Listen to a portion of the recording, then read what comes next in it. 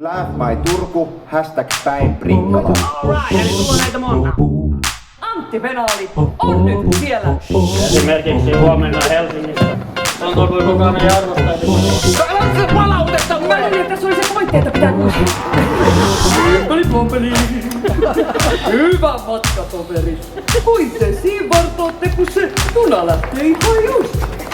No mitä tässä me ollaan jo raitalla 3? Niin, me ei liikuta enää mihin.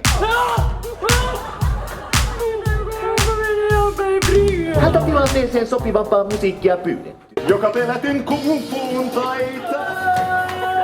Hesaan pääse, ei päärautatieasema. Mikäli olette 100% tyytyväisiä saamanne palveluun, painakaa 1.